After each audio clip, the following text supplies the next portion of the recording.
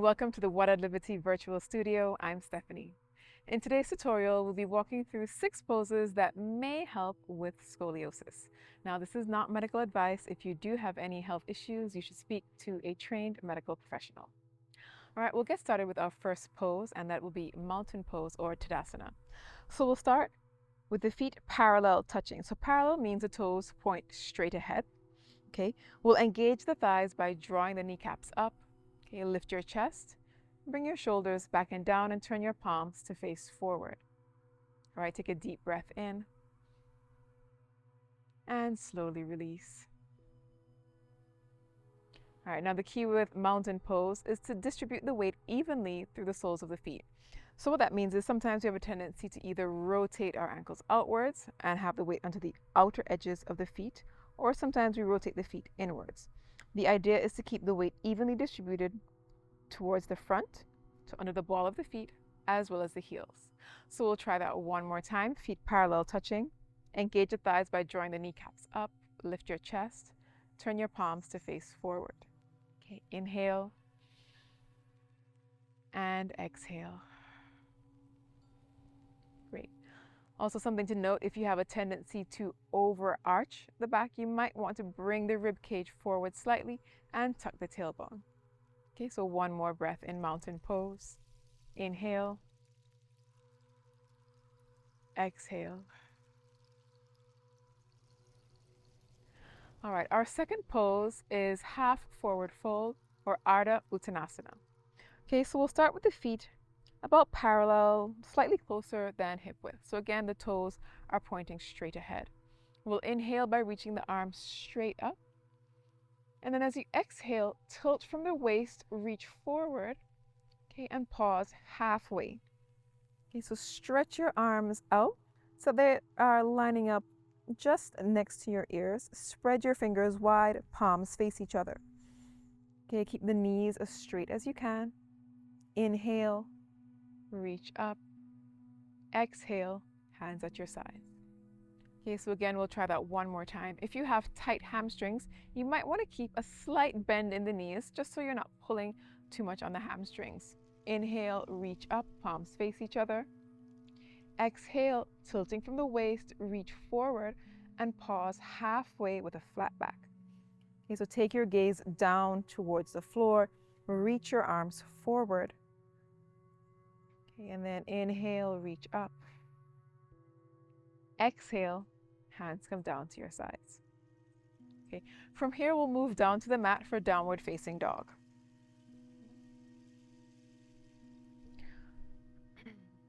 So for downward facing dog, you'll place the hands shoulder width and the feet hip width.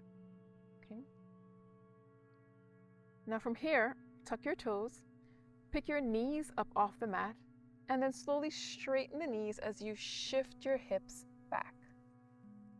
Keep spreading your fingers wide, pressing down firmly into the mat. Now, if you have sensitive wrists, you might want to make a fist instead. So you'll place the flat part of the knuckles on the mat, thumbs pointing forward. Also keep in mind, if you're spreading your fingers wide, you want to press down firmly through the base of the palm, the knuckles, and the fingertips. So we'll try downward facing dog again. Hands shoulder width, knees hip width, tuck your toes. Okay, pick your knees up off the mat. Straighten the knees as you shift your hips up and back. Press your heels down towards the floor. They might not touch the floor, that's okay. But keep pressing them down and back with every exhale. And press your torso towards your thighs. You can pedal one knee out, okay, and then the other, shifting the hips from side to side. And then press both heels down, pull the low belly in, press your chest towards your thighs, and then slowly shift forward, bringing the knees down to the mat. Okay, place the tops of the feet on the mat, and then sit on your heels for a moment. Our next pose is side plank. Okay, so from here, this is where the block might come in handy. All right, you're going to place your left hand just below your left shoulder and extend your legs straight out. Now, place your hand on your waist. Okay, Bend your knees slightly and then press your hip up. Okay, so we have a few different variations that we can practice for side plank. In the first variation, you can have the feet stacked. So one on top of the other, or staggered, 1 foot forward. This helps with balance. Okay, if you feel like you're still wobbling with 1 foot forward, you can bend the knee, place it in front of you. Okay, so just in front of the hips. Hand still stays on the waist, and you're still pushing your hip up towards the sky. Okay, let's lower the hip down and try that again. So you can choose what variation feels best for you. All right, either feet stacked, hand on the waist, push the hip up, and then if you like, reach the top arm straight up towards the sky. Okay, pull the belly in. As you exhale, press the hip up just a little bit more, and then slowly come down. You also have the option to do this on your forearm. Okay, so the feet stay the same, either stacked, staggered, or with a bent knee. Okay, place a hand on the waist. You can either make a fist or press your palm onto the ground. Press the hip up. Okay, inhale. And slowly exhale. And then bring the hip down. Okay, to balance everything out, we'll make sure that we do it on the other side. So again, right hand down this time.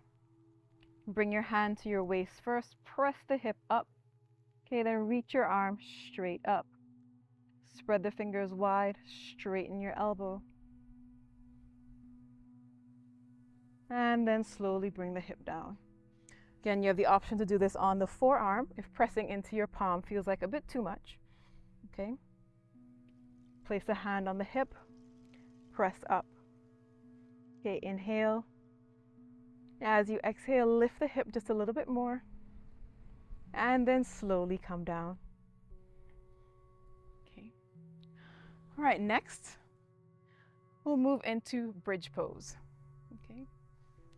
So from here, bend your knees, place the soles of your feet on the mat, reach your arms forward and lift your chest, and then slowly roll down.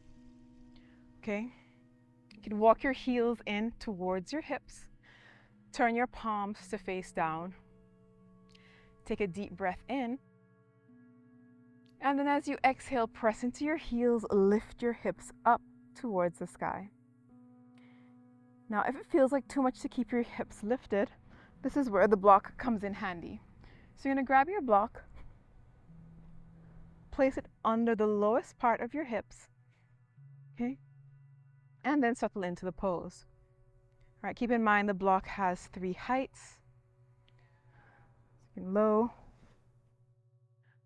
medium, or high. Okay, so you choose the setting that feels best for you. But again, the block is optional. So feel free to simply press your heels into the mat as you lift your hips up. All right, we'll hold it here for 1 more breath. And slowly release, bringing the hips down to the mat.